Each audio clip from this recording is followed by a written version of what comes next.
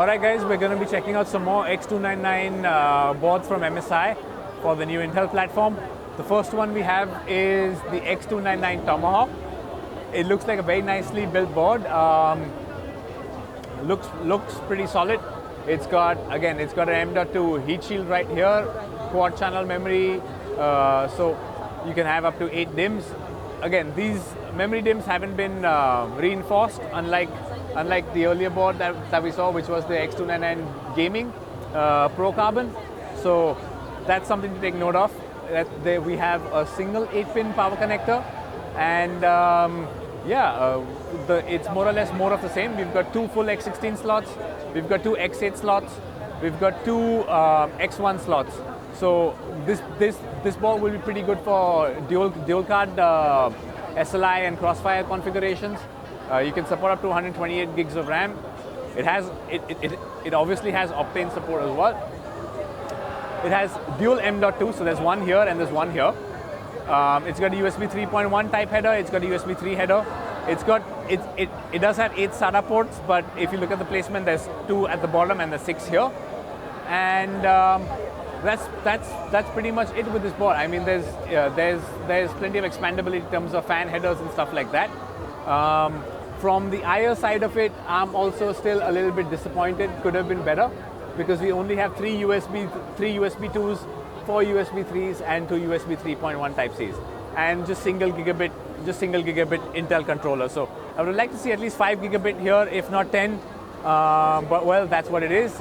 We have a single gigabit controller, and then if we actually move on down, we have the X99 SLI Plus, which is this one. Now it has a nicer aesthetic, if you ask me. It's pretty much pure black. Again, just 2 full X16 slots, 2 X8 slots, and 2 X1 slots. So again, only for dual, like it says, for SLI or Crossfire, so dual slot. And the layout of the ports and everything is pretty much the same. Again, 8 SATA ports, just like the board above. Even the memory slots are pretty much identical. We have only one 8-pin power. The memory slots haven't been reinforced either. And we've got dual M.2 here.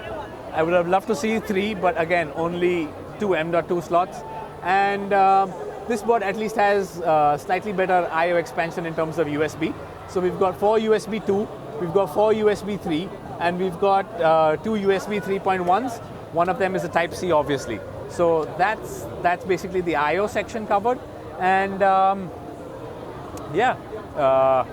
would have just loved to see this slot. I mean, the Turbo M.2, we don't need this connector anymore. I would have loved to see more SATA here as well. You have your debug LED here, just like the board above. You have your debug LED there. And you have right-angled USB 3 header as well. So 3.1 and 3 right here, depending on what your case has. So that's actually good to see. And 2 M.2 slots with their M.2 shield. I'm not too sure about how well the shields work at heat dissipation, but it's there nonetheless. You can definitely give that a shot. Then we have the X299 X Power Gaming AC. Now it's a very different looking board, shall I say. They actually give it to you with a dual M.2 card, which is an X8 card. It's not an X16 card, it's an X8 card. So only 2 M.2 drives, you can plug that in and you can slot it into your motherboard. That's also not a problem. There is significantly more USB expansion over here. We've got 6 USB 3s, we've got 2 USB 3.1s, and we've got 2 USB 2s. So nicer off, and of course we've got dual channel Wi-Fi AC as well. So nicer on the I/O expansion bit. That's actually good to see.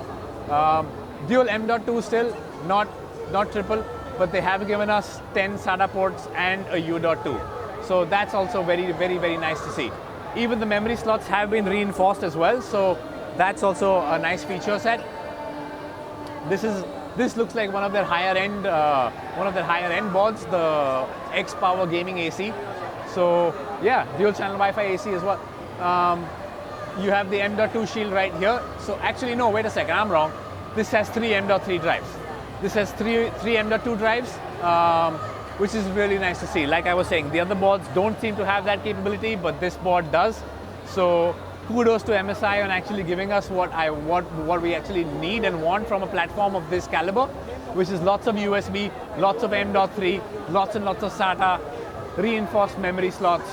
This board looks like it's going to be one of their much higher end boards, and of course you've got an 8-pin and a 4-pin, so even for additional power, I think this board will definitely be their higher end segment.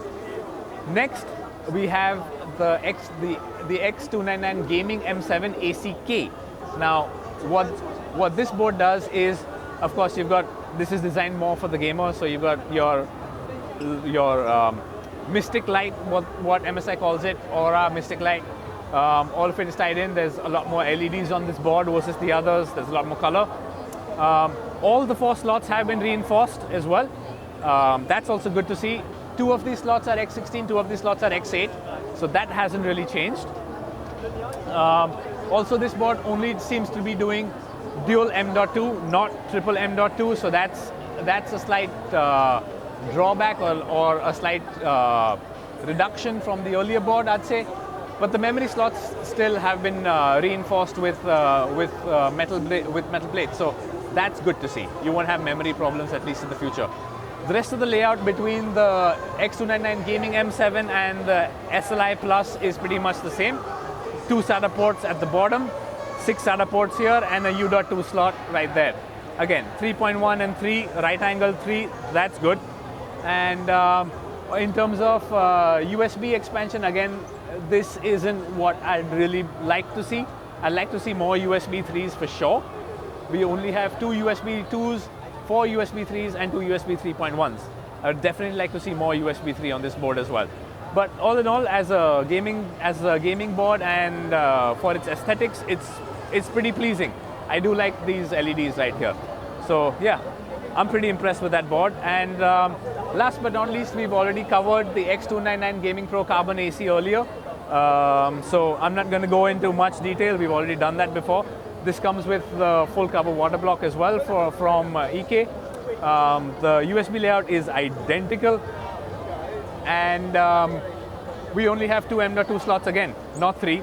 But the memory slots are reinforced, and we have an additional 4-pin power connector right here, 12 volts. So 1 8-pin, 1 4-pin. So again, this should overclock better than boards that just have a single 8-pin connector.